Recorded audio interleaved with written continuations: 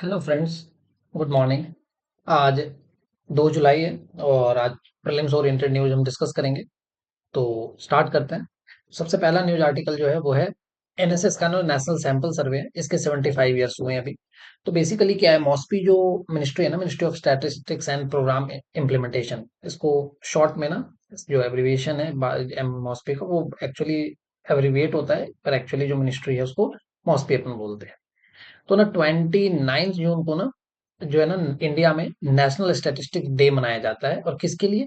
एक पीसी महालनोबिस थे, उनके उनका बर्थ एनिवर्सरी एक्चुअली। तो बर्थडे आता है 29 जून को, तो इसी बर्थ एनिवर्सरी को कॉमेमोरेट करने के लिए उनकी याद में हमने एक डे बनाया, स्टैटिस्टिक डे।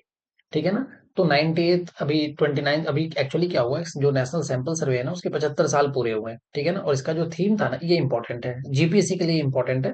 थीम क्या है? 75 years of national sample survey, recognising the critical contribution of the NSS in providing reliable timely statistical data to support evidence based policy making. देखो, जब भी आपको पॉलिसी मेकिंग करनी है ना, तो किसी भी पॉलिसी का जो जो है ना, अगर इसके पास डेटा की बैकिंग नहीं है ना, तो अगर डेटा की बैकिंग नहीं है ना, तो आप क्या नहीं कर सकते, आप इन्फॉर्म्ड डिसीजन नहीं ले सकते। ठीक है ना? आप इन्फॉर्म्ड डिसीजन नहीं ले सकते।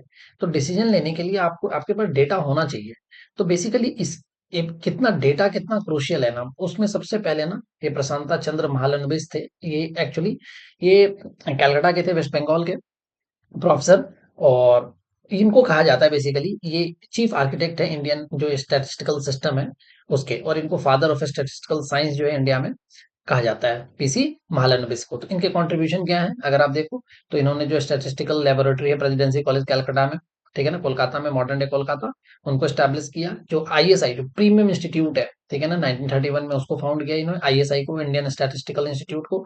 अच्छा, एक और बात आपको बताता हूँ। एक्चुअली पहले क्या था ना, दो अलग अलग ऑर्गेनाइजेशन काम करती थी। एक तो ये सीएसओ, जिसको सेंट्रल स्टैटिस्टिकल ऑर्गेनाइजेशन बोलते हैं, और साथ में एक और भी ऑर्गेनाइजेशन थी, नेशनल सैंपल सर्वे ऑर्गेनाइजेशन।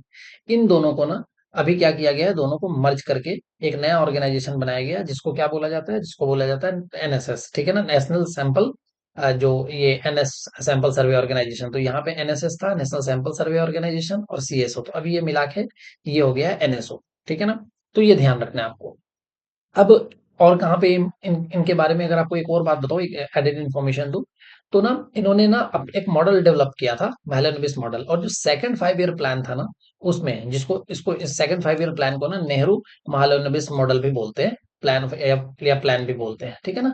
तो उसमें भी इनका काफी की रोल था।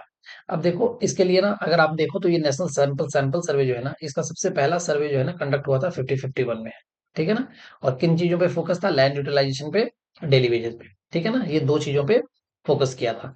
और फॉर्मलाइज कब हुआ ये? 1972 के बाद से। ठीक है ना? और जो मिनिस्ट्री इन्वॉल्व है वो कौन सी है? MoSPI, ministry of statistics and programme implementation. तो इसमें देखो, तीन बातें इंपॉर्टेंट थी। एक तो हमारा थीम क्या है, ठीक है ना, पीसी महालनोबिस के बारे में, और दूसरा नेशनल सैंपल सर्वे के बारे में। ठीक है ना? और एक जो मिनिस्ट्री है एसोसिएटेड, वो कौन है। ठीक, चलते हैं नेक्स्ट आर्टिकल पे।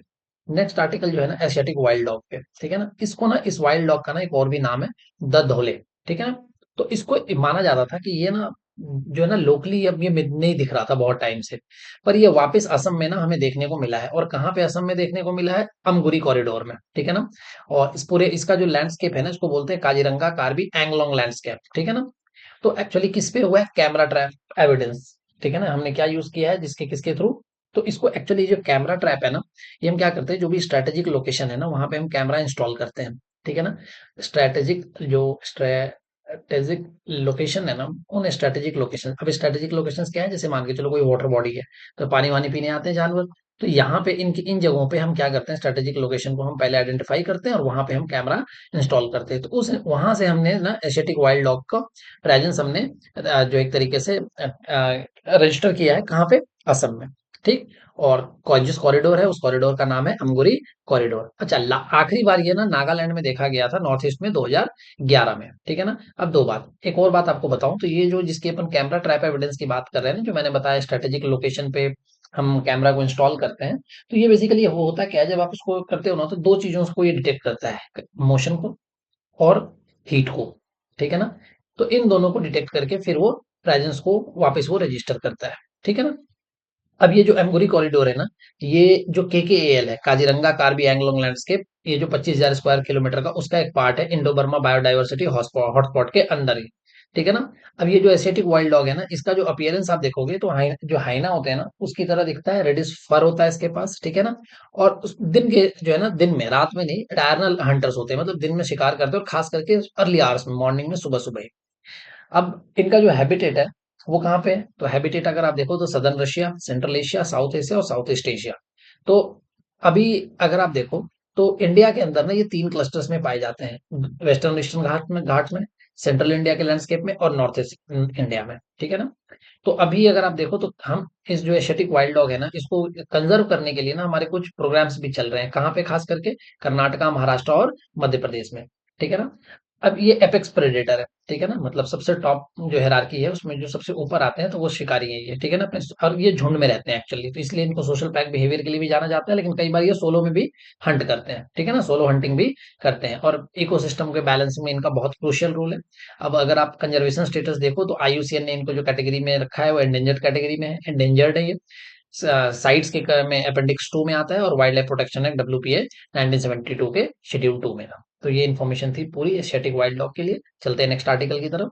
अगला आर्टिकल ना गावी के बारे में है। ठीक है ना। अब ये गावी पूरा क्या है, तो गावी है global alliance for vaccines and immunisation. ठीक है ना। अब बेसिकली ये न्यूज में क्यों है, अमेरिका एक्चुअली इससे बाहर आ गया है। ठीक है ना। यूनाइटेड हेल्थ जो सेक्रेटरी हैं उन्होंने अनाउंस किया कि अब वो गावी को सपोर्ट नहीं करेंगे। ठीक है ना। और उनके सीधा है कि इनका जो है ना पब्लिक ट्रस्ट जा चुका है, इनके पास पैसे की दिक्कत होती है और ये हमेशा हमारी तरफ देखते हैं।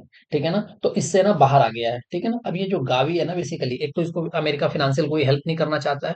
तो गावी न्यूज में था, और गावी का बेसिकली पूरा नाम आप देखो तो मैंने बताया global alliance for vaccine and immunisation. तो एक तरीके से हमें अब दिख ही रहा है कि वैक्सीन और इम्यूनाइजेशन प्रोग्राम के लिए एक अलायंस बनाया गया पूरी दुनिया के बहुत सारे कंट्री मिलके, जिसको 2000 में फाउंड किया गया था। ठीक है ना। पब्लिक प्राइवेट पार्टनरशिप है, और इसका हेडक्वार्टर जेनेवा में है। ये इंपॉर्टेंट है, इसके 4 बॉडी के साथ ये रन करती है। ठीक है ना, डब्ल्यूएचओ, यूनिसेफ, यूनिसेफ के अलावा वर्ल्ड बैंक, और ये जो मैंने आपको बताया गेट्स फाउंडेशन, ये एक तरीके की एनजीओ है। ठीक है ना, बिल गेट्स की।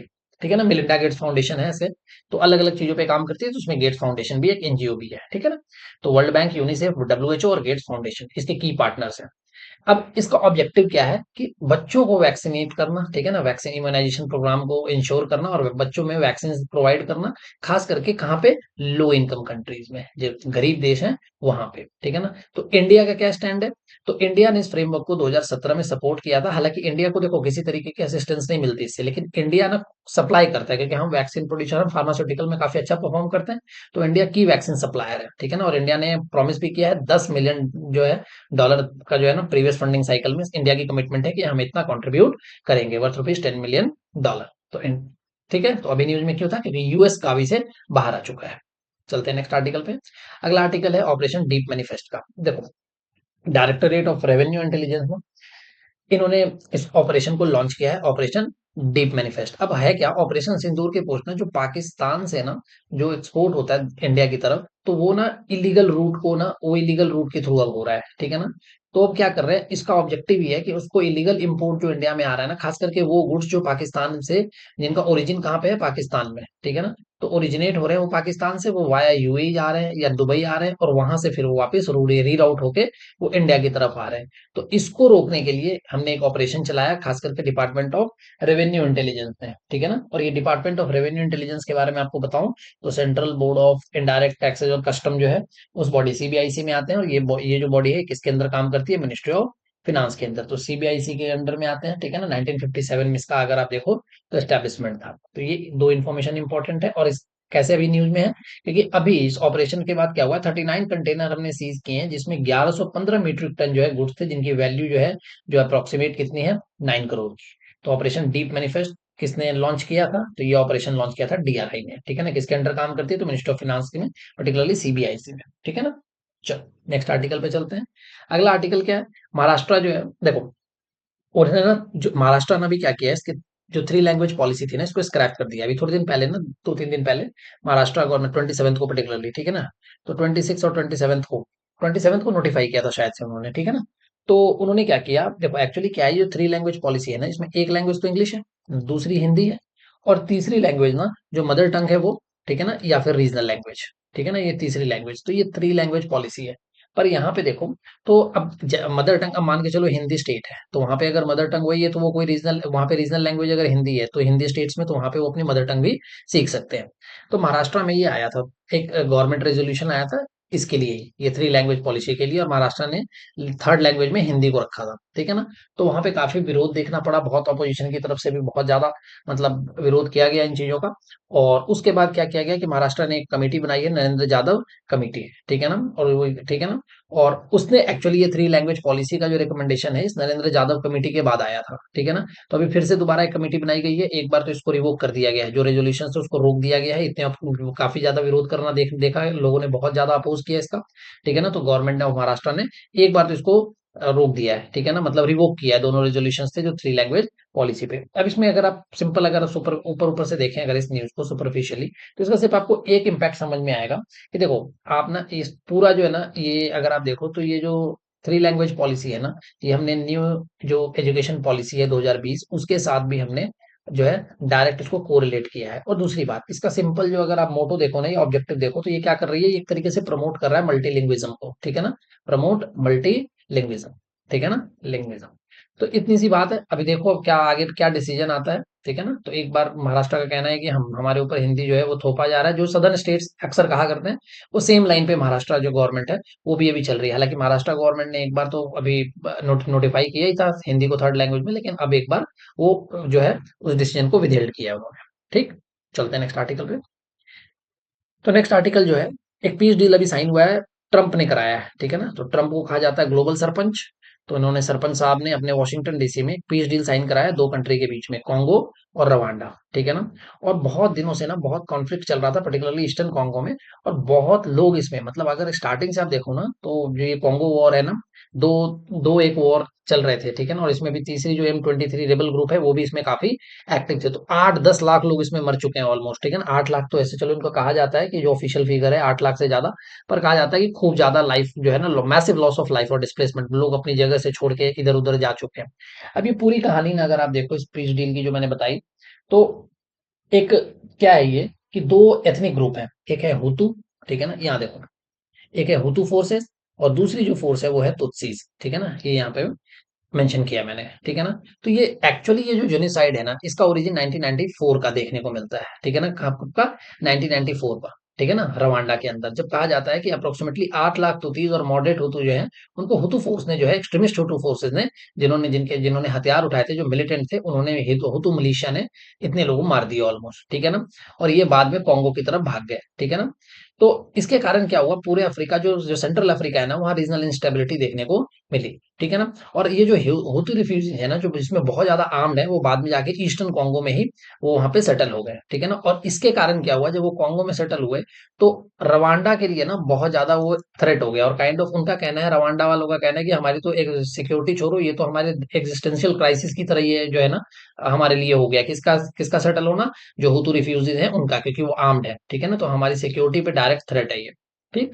और वहां पे ना 2012 में M23 रेबल ग्रुप भी काम कर रहा था, जो ईस्टर्न कॉन्गो में बना, जिसमें पुराने एक्चुअली एक्स आर्मी के लोग हैं। तो अभी क्या हुआ है कि अभी एक तो इनको रोका गया है, एक तो इन दोनों के बीच में पीस डील साइन कराई गई है, ठीक है ना। और ट्रंप ने काइंड ऑफ धमकी भी दी है कि देखो आप ना अगर वायलेट करोगे इस पीस डील को, तो वहां पे मतलब बहुत स्टर्न वार्निंग थी ट्रंप की तरफ से, और पेनाल्टी की बहुत सीवियर पेनलाइज करेंगे अपन लोग, ठीक है ना। जो यूएस का कहना था कि हम सीवियर पेनाल्टीज आपके ऊपर इम्पोज करेंगे। तो पीस एग्रीमेंट में क्या हुआ है कि जो भी रवांडन ट्रूप्स है ना ईस्टर्न कॉन्गो में, उनको 90 दिन में वहां से वापस आना है, ठीक है ना। इकोनॉमिक कॉपरेशन की भी बात कही गई कि एक्सपेंड करेंगे ट्रेड इन्वेस्टमेंट दोनों कंट्री के बीच में, एक रीजनल जो है इकोनॉमिक इंटीग्रेशन फ्रेमवर्क तैयार किया जाएगा। और सेंट्रल अफ्रीका का जो मिनरल रिच रीजन है ना, उसको वेस्टर्न इन्वेस्टमेंट के लिए भी काइंड ऑफ इकोनॉमिक अपॉर्चुनिटी है, और वेस्टर्न जो इन्वेस्टमेंट है उसको वहां पे अट्रैक्ट करने की बात की गई है कि भाई वेस्टर्न इन्वेस्टमेंट को अट्रैक्ट, क्यों देखो अगर पीस है ना, तो पीस के बिना प्रॉस्पेरिटी नहीं आएगी। अगर पीस है तभी इन्वेस्टर्स आएंगे इन्वेस्ट करने, अदरवाइज वो इन्वेस्ट नहीं करेंगे। तो इन बातों को ध्यान रखते, तो यहाँ पे ना प्रीलिम्स के हिसाब से दो चीजें इंपॉर्टेंट हो जाती है। एक तो ये चलो लोकेशन इसकी इंपॉर्टेंट है, तो अगर आप देखो ये कॉन्गो जो है, इसका पूरा नाम है इस कंट्री का डेमोक्रेटिक रिपब्लिक ऑफ कॉन्गो, ठीक है ना। और ये सेकंड लार्जेस्ट कंट्री है अफ्रीका में। सबसे बड़ी कंट्री अफ्रीका की कौन सी है, अल्जीरिया, ठीक है ना, सेंट्रल अफ्रीका में है। छोटी सी मैरीटाइम बाउंड्री है अटलांटिक ओशन में, वेस्ट में अटलांटिक ओशन को ये मिलती है, ठीक है ना। जैसे अगर आप ये अफ्रीका का मैप ऐसे इधर ड्रॉ करो, तो आपको देखने को मिलेगा यहाँ पे कॉन्गो, तो इधर जो है यहाँ पे तो इसकी जो है ना एक तरीके से अटलांटिक ओशन इसके वेस्ट में आता है कॉन्गो के, ठीक है ना। और कॉन्गो की और इसके अलावा यहाँ पे अगर आप देखोगे तो ये लोकेशन जो है रवांडा की है, ठीक है ना। तो जो क्लाइमेट है ट्रॉपिकल है, क्योंकि इक्वेटर पास करता है कॉन्गो से। और अगर आप देखो तो कॉन्गो रिवर यहाँ की मेन रिवर है, और ये क्रॉस करती है इक्वेटर को 2 बार, ठीक है ना, क्रॉसेस द इक्वेटर ट्वाइस, ठीक है ना। चलो, दूसरी बात, अगर आप देखो तो रवांडा के बारे में, तो रवांडा लैंडलॉक कंट्री है, ठीक है ना। और ये ग्रेट रिफ्ट वैली जो है उसका पार्ट है। और रवांडा को एक और नाम से जाना जाता है, लैंड ऑफ थाउजेंड हिल्स। तो अगर दोनों के अगर आप देखो तो अगर कॉन्गो देखते हैं अगर अपन, तो कॉन्गो के नॉर्थ में क्या है, सेंट्रल अफ्रीकन कार है और साउथ सूडान है, ठीक है ना। ईस्ट में है युगांडा, रवांडा, बुरुंडी और तंजानिया। वेस्ट में रिपब्लिक ऑफ कॉन्गो, ठीक है ना, डेमोक्रेटिक नहीं, रिपब्लिक ऑफ कॉन्गो, क्योंकि डेमोक्रेटिक रिपब्लिक ऑफ डीआरसी तो यहीं पे। और साउथ में जाम्बिया। उसी तरीके से अगर आप यहाँ देखो रवांडा के लिए, तो रवांडा के अगर आप नॉर्थ में देखो तो यहाँ पे युगांडा आता है, ठीक है ना। और डीआरसी भी आ गया, ठीक है ना। उसके बाद वेस्ट में देखो तो यहाँ पे वेस्ट में भी डीआरसी है, ठीक है ना। इस तरीके से इधर से ऐसे आता है, ठीक है ना। साउथ में बुरुंडी हो गया, ठीक है ना, और ईस्ट में तंजानिया हो गया। तो ये इसके नेबरिंग कंट्रीज हो गए, ठीक है ना। तो जो मेजर रिवर है वो यहाँ नाइल है और कॉन्गो है, ठीक है ना। तो और लेक जो है लेक कीवू, ये बहुत इंपॉर्टेंट लेक है, तो ये भी एक ध्यान रखना है कि लेक कीवू किसको, ये बॉर्डर, हालांकि लेक कीवू ना वो डेमो ये इस तरफ है, ऊपर की तरफ है, ठीक है ना, यहाँ पे इधर। तो लेक कीवू जो है वो किसके साथ, वो डीआरसी के साथ भी वो लगता है, ठीक है ना। डीआरसी मतलब democratic Republic of the Congo के साथ, तो वो दोनों में ही आता है लेक। तो ये पूरी आर्टिकल थी अपनी, ठीक है ना। और आप एक बार इस आर्टिकल को पूरे को, टोटल जो जितने भी आर्टिकल हैं उसको एक बार रिवाइज कीजिए, फिर नेक्स्ट आर्टिकल हम करते हैं। तो चलिए, थैंक यू वेरी मच।